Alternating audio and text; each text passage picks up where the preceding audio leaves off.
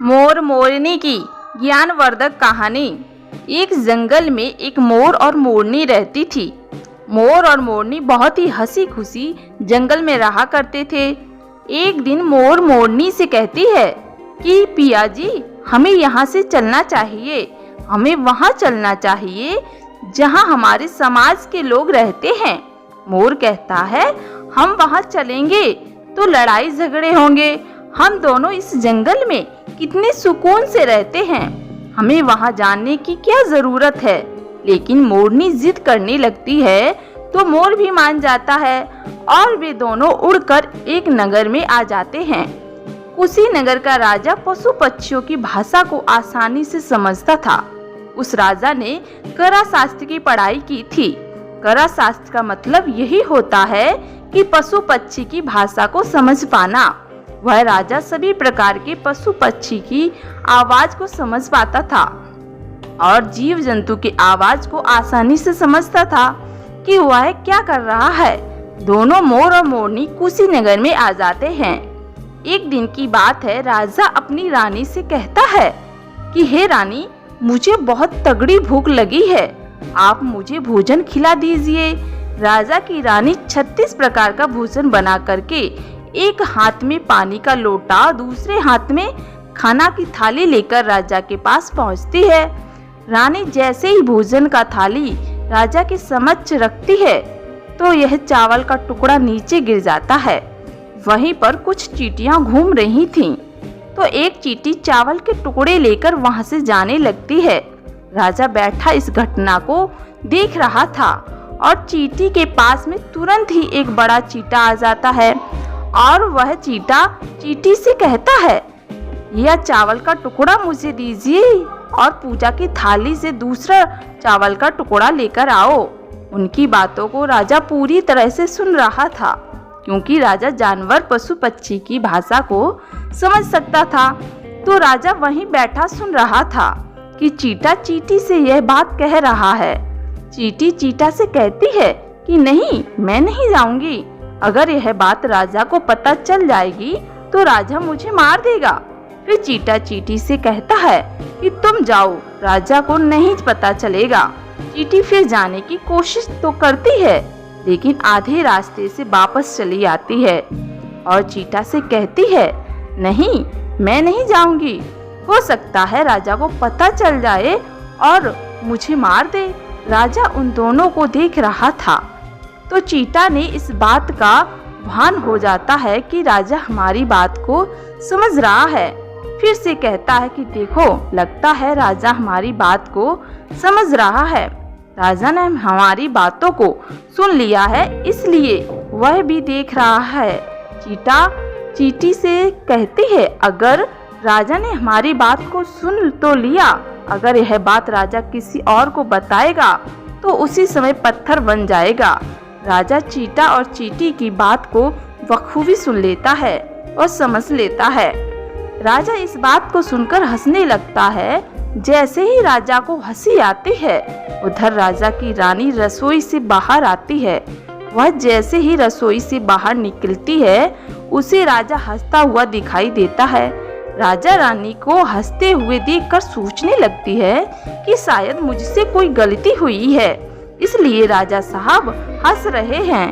रानी राजा के पास आती है और कहती है, महाराज, क्या मुझसे कोई गलती हुई है कि आप इतनी जोरों से हंस रहे हैं? राजा रानी से कहता है कि नहीं नहीं, ऐसी कोई बात नहीं है, मुझे बस यूं ही हंसी आ गई। रानी जिद करने लगती है और कहती है कि आपको मुझे बताना ही पड़ेगा कि आप क्यों हंस रहे थे।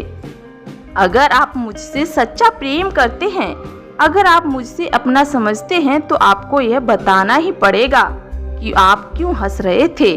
अब राजा बड़ा ही धर्म संकट में पड़ जाता है। राजा सोचता है, यह बात रानी को बताऊंगा तो मैं पत्थर का बन जाऊंगा, और फिर सोचता है, और मैं नहीं बताऊंगा तो रानी का विश्वास खत्म हो जाएगा। रानी बहुत जिद करने लगती है। कहते हैं ना, 13 हट और 12 हट बहुत तगड़ी होती है, इन दोनों की हट से बच के रहना चाहिए। रानी के 13 हट के सामने राजा को झुकना ही पड़ा और राजा रानी से कहता है कि ठीक है, अगर यह बात मैं आपको बताऊंगा तो बाद में आपको पछताना पड़ेगा। रानी खाती है कि अभी तो आप कह रहे थे कि कोई बात नहीं है, अभी आप कह रहे थे कि मुझे पछताना पड़ेगा। रानी कहती है कि ज़रूर कोई तगड़ी बात है और रानी को और ज़्यादा जिद करने लगती है। तब राजा कहता है कि ठीक है, अगर आप नहीं मान रही हो तो चलिए मैं किसी जंगल में यह बात बताऊंगा। राजा रानी रथ पर सवार होकर जंगल के लिए निकल जाते हैं। जैसे ही वह घनघोर जंगल में पहुंच जाते हैं तब राजा सारी बात रानी को सुनाने लगता है। जैसे ही राजा थोड़ी थोड़ी बात रानी को सुनाते गया और राजा धीरे धीरे पत्थर का बनता गया। जैसे राजा आधी बात रानी को सुनाई, राजा आधा पत्थर का हो गया। राजा फिर रानी से कहता, मैं धीरे धीरे पत्थर का बनता जा रहा हूँ, बाद में बहुत पछताओगी। रानी कहती है कि हे राजा साहब, थोड़ी सी बात बची है, आप उसे भी सुना दीजिए। राजा पूरी बात बता देता है और राजा पूरा पत्थर का बन जाता है। रानी के जिद के कारण राजा पूरा पत्थर का बन जाता है। रानी रोने लगती है। रानी उस पत्थर को हिलाने की कोशिश करती है, लेकिन भारी भरकम पत्थर कैसे हिल पाती, क्योंकि राजा बहुत ही भारी था। राजा पत्थर का बन जाता है और उधर रानी सर पटक कर रोती है, छाती पीटती है और विलाप करती है और किसी जीव जंतु से सहायता के लिए गुहार करती है। इस सब कहानी को मोर और मोरनी देख रहे थे।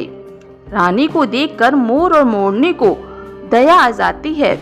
मोर मोरनी से कहता है कि यह होता है तेरा हट, आपके इस तेरा हट की वजह से हम जंगल में कितना खुशी खुशी रह रहे थे, वहां से हम यहाँ चले आए। मोरनी मोर से कहती है कि हे प्रिय, यह रानी बहुत दुखी हो रही है, हमें इसकी सहायता जरूर करनी चाहिए। यह इतना विलाप कर रही है, हम ज्यादा तो सहायता नहीं कर सकते, लेकिन कम से कम इसको धीरज तो दे ही सकते हैं, यानी इसको विश्वास तो हम दिला ही सकते हैं। यही सोचकर मोर और मोरनी उस रानी के पास जाते हैं और जाकर रानी से कहते हैं कि रानी साहिबा, जो हुआ वह तो गलत हुआ, लेकिन आप जरा धीरज रखिए, आपने आप को थोड़ा संभालिए, आपके पीछे पूरा राज्य है। राजा तो पत्थर का हो चुका है, अब आपकी राज्य का कारोबार आपके ही संभालना है। रानी मोर मोरनी की बात सुनने के बाद कहते हैं कि भाई मोर मोरनी, मैं अपने आप को कैसे संभालूं, क्योंकि अब तो मेरा संसार उजड़ गया है, क्योंकि मेरा पति परमेश्वर पत्थर का बन चुका है, अब मैं क्या करूं। रानी की यह बात सुनते ही उधर मोरनी के मुखिया निकल जाते हैं कि राजा पत्थर के कैसे हो गए। रानी वही बात बताने लगती है जो राजा ने चींटी वाली बात रानी को बताई थी। रानी वही बात मोर और मोरनी को बताने लगते हैं और रानी भी धीरे धीरे करके पत्थर की बन जाती है। और जब रानी पत्थर की हो जाती है और राजा तो पत्थर के हो ही चुका था, जब दोनों पत्थर के हो जाते हैं उधर मोर मोरनी को चिंता सताने लगती है। उधर मोर और मोरनी बहुत दुखी हो जाते हैं और मोरनी को यह चिंता सताने लगती है कि अभी हम पर भारी संकट आ सकती है।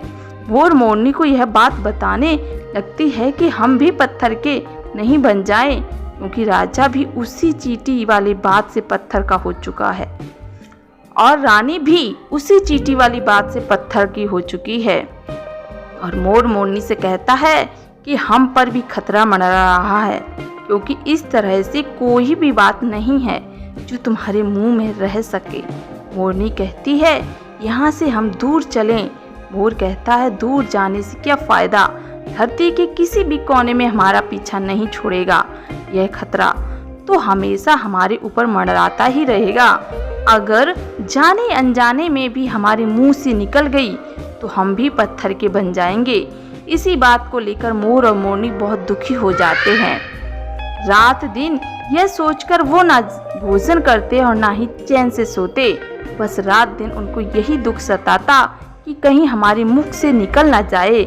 यदि हमारे मुंह से यह बात भूल कर भी निकल गई तो हम दोनों पति पत्नी पत्थर के बन जाएंगे।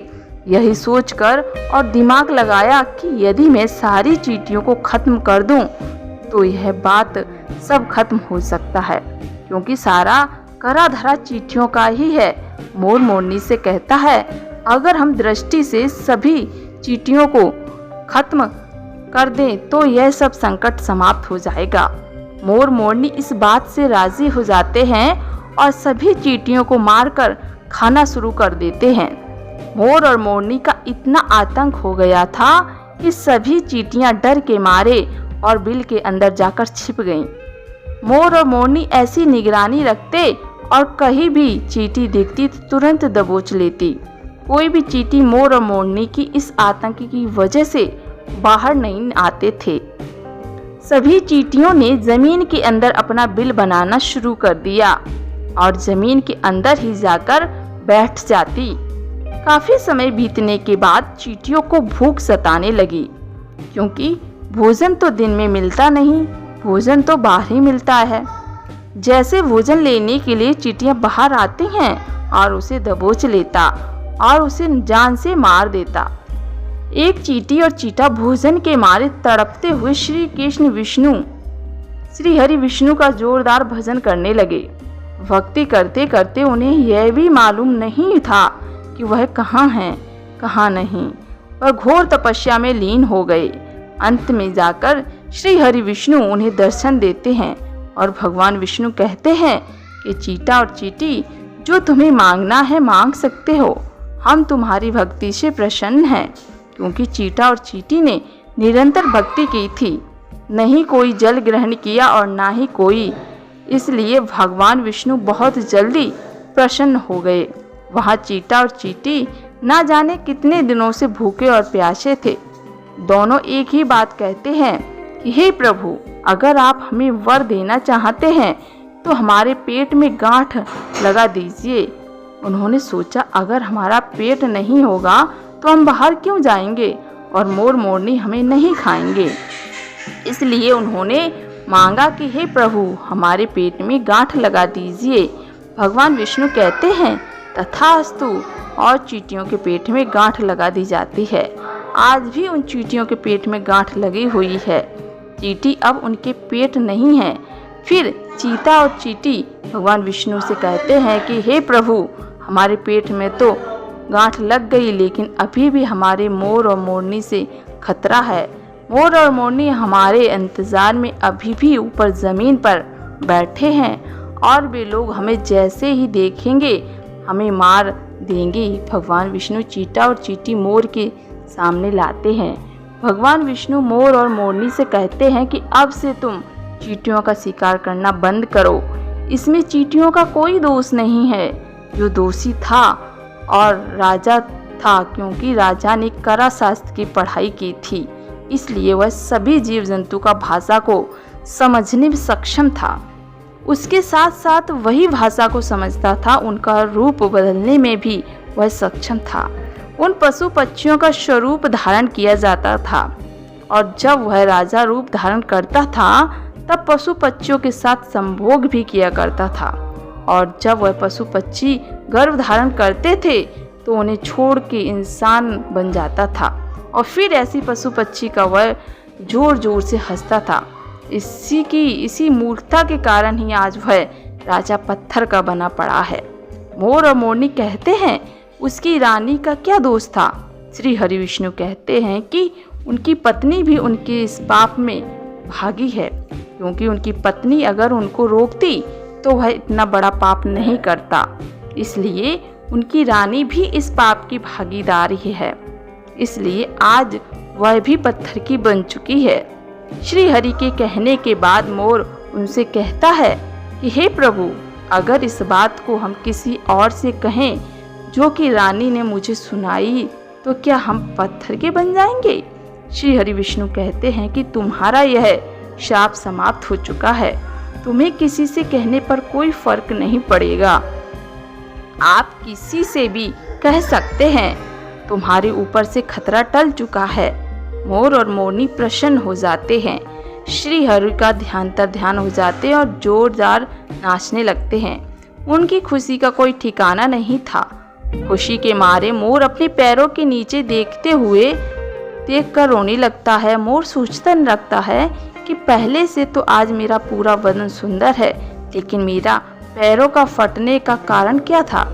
मोर के पैरों को फटने का कारण चींटा खाना था, क्योंकि उसमें बहुत सारे चींटी मार मार कर खाई थी और मोरनी से भी खाई थी, इसलिए उनका पैर फट गया। आज भी कोई इंसान अगर चींटा चींटी खाता है तो उसके शरीर में छोटे छोटे दाने बन जाते हैं।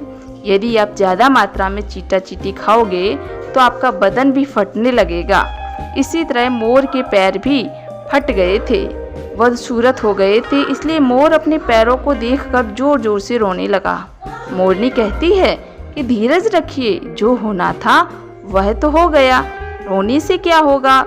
मोर नाचता है और जोर जोर से रोता है, इसलिए मोरनी उसकी आंखों से आंसुओं को नीचे गिरने से रोकती, लेकिन रोक नहीं पाती लेकिन उसने से एक एक आंसू उठाती और अपने मुख रखने की कोशिश करती, लेकिन कितना भी रख ले सीधे मोर के पेट में चले जाते।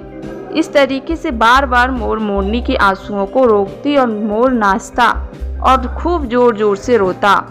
मोर के आंसू को देखकर और मोरनी के प्यार को देखकर भगवान श्री हरि फिर से दर्शन देते और मोर मोरनी को आशीर्वाद देते और कहते कि तुम्हारा प्रेम ऐसे ही सदा बना रहे।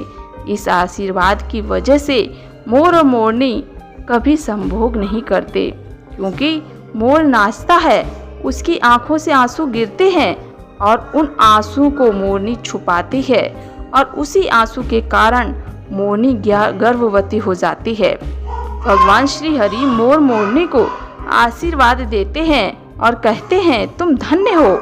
एक समय ऐसा भी आएगा कि तुम्हारे पंखों को मुकुट बनाकर धारण करेंगे।